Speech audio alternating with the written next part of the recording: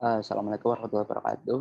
Di sini saya akan melanjutkan ini modul, selanjutnya itu modul kelima, handling request. Tuh.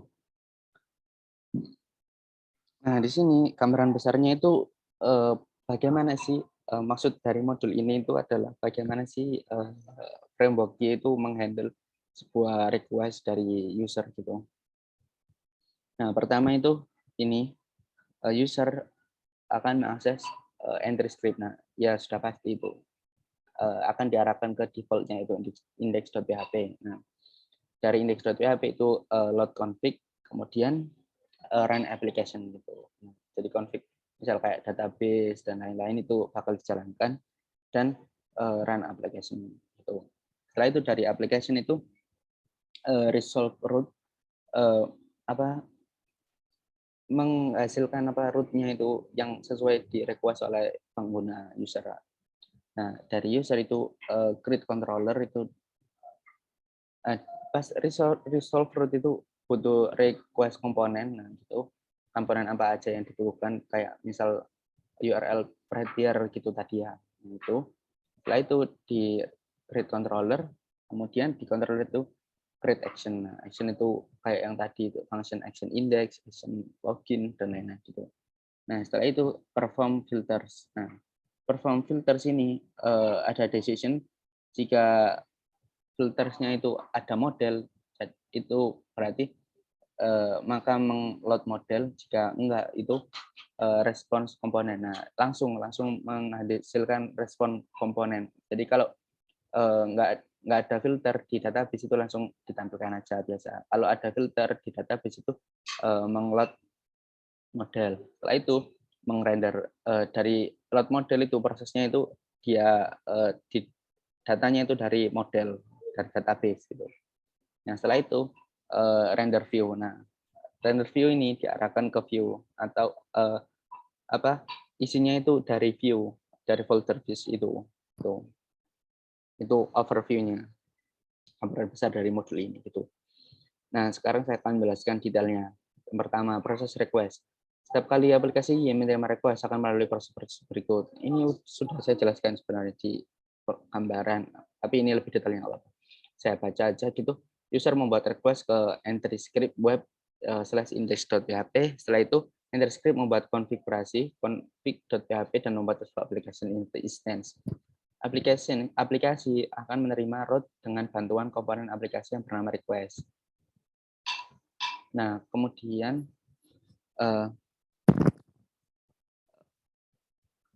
aplikasi membuat controller instance untuk menangani request, controller membuat action instance dan menjalankan filter untuk action tersebut. Nah, maksudnya action instance dan controller instance itu yang nama itunya nama yang dijalankan itu action index, action login gitu.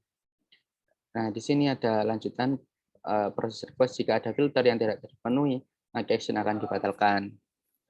Action akan memuat data model, kemungkinan besar terhubung dengan tabel di database. Action akan merender view dan menyertakan data model.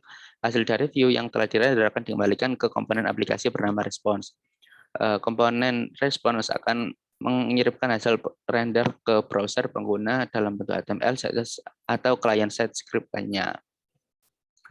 Ini ada bootstrapping. Bootstrapping adalah proses mempersiapkan environment sebelum aplikasi mulai menerima dan memproses request yang datang.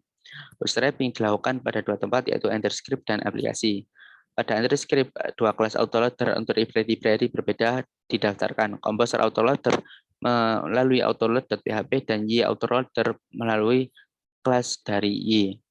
Pada konstruktor dari aplikasi, beberapa hal ini akan dijelaskan seperti memanggil Y base application pre-init, kemudian melakukan konfigurasi properti penting sebagai properti base path. Kemudian meregister Y base application error handler untuk menangani error exception. Kemudian menginisialisasi properti dari aplikasi menggunakan file konfigurasi, manggil Y base application ini yang nantinya akan memanggil application bootstrap untuk menjalankan komponen bootstrapping.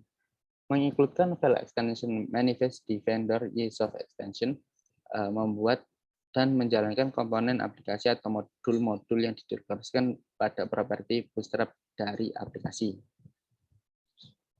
Bootstrapping, karena bootstrapping dilakukan sebelum menangani request, pastikan hanya komponen yang penting saja yang dimasukkan dalam proses bootstrapping ini. Contoh, pada modal production, Anda mungkin perlu mengenablekan APT change pada model bootstrapping.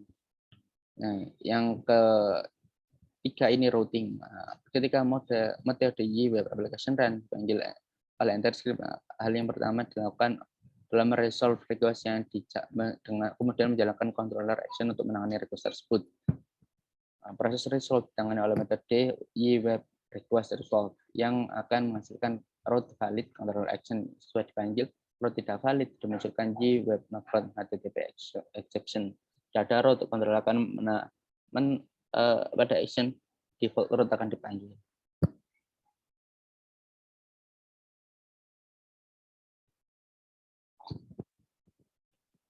Kemudian catch all route adalah kondisi di mana kondisi spesial di mana semua request akan diarahkan ke sebuah controller action, misal aplikasi dalam fase maintenance.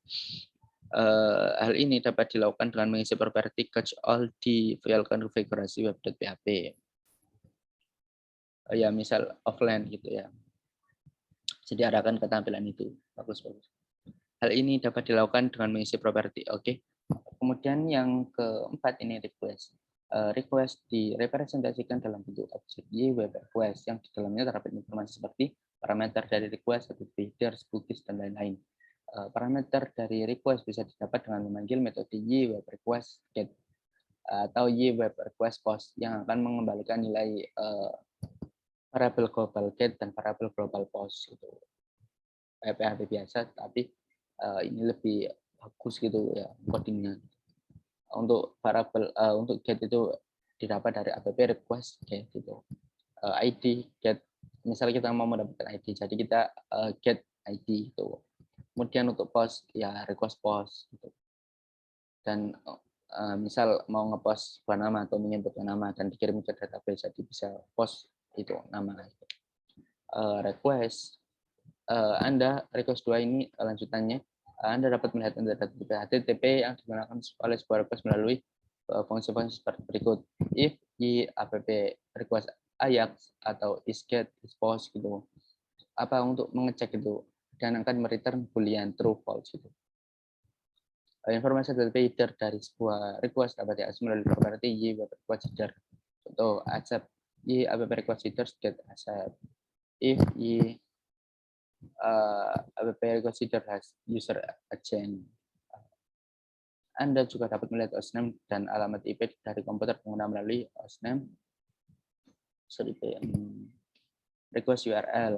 Anda dapat ini melihat bagian request URL melalui atribut berikut. Contoh URL dan yang diminta ada http example.com admin index.php product tanda tanya ID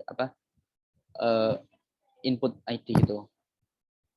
URL return admin index.php product ID which is the URL without host info part. Absolute URL itu kalau URL biasa. Kalau absolute URL itu mengembalikan nilai URL-nya itu gimana wall URL including into host info. Jadi sudah termasuk host info itu kalau absolute URL. Nah, host info itu mereturn HTTP example. Kemudian path info return product di mana itu bagian dari setelah entry script-nya itu, setelah index.php. Dan query string return ID 100. Mana bagian dari question mark dari pertanyaan yang dibuat gitu. Apa tanda tanya maksudnya. Base URL returns admin di mana itu setelah host info dan sebelum index.php atau entry script-nya itu. Script URL returns admin index.php di mana itu merupakan URL without path info dan query string. Jadi nggak ada path info kayak kalau sampai di saya itu kan application sampai sate docs itu nggak usah. Dan server name returns example.com dan server port itu 80. Nah, karena HTTP itu 80, jadi itu nggak usah ditulis gitu. Dan biasanya nggak ditulis. Kalau misal pun ditulis itu hasilnya sama aja. Dan yang ke ini ada respons setelah aplikasi selesai mengambil sebuah request, objek di web response akan dibuat dan dikirimkan ke pengguna. Objek response ini berisi informasi seperti HTTP, status code, HTTP headers, dan body. Untuk menambahkan informasi pada HTTP header, Anda dapat dilakukan dengan memanipulasi properti web response header. Contoh, untuk ini ditangkap gitu headernya. Nah, headernya itu ditambahi pragma, no judge gitu. Kemudian kita bisa mengatur headernya juga dengan set pragma no judge itu. Misal seperti itu. Pada kasus-kasus sederhana kita tidak perlu melakukan perubahan penambahan objek response ini. Aplikasi sudah membuat objek ini secara melalui return value dari counter action. Nah, gitu. Header ini misal apa kayak return application JSON gitu. Nah, kita bisa menambahkan seperti itu. Ada session dan cookies pada PHP murni. Session dan cookies dapat diakses melalui variabel global session dan variabel global cookie. Super global ya maksud saya, variabel super global session dan cookie. Yang tadi juga yang variabel super global get dan post itu. Nah, untuk pada session dan cookie dikelola dalam sebuah objek kelas yang dapat diakses melalui variabel. Jadi lebih bagus, lebih terstruktur dan lebih OOP gitu ya. Seperti yang dibilang di introduction itu basicnya OOP, jadi tinggal kayak pointer-pointer gitu, ada kelas dan objek. Untuk session dapat diakses di variable app pointer session. Untuk cookies itu app request cookies atau app response cookies gitu. Nah, sekian untuk modul handling request ini. Kurang lebihnya mohon maaf. Wassalamualaikum warahmatullahi wabarakatuh.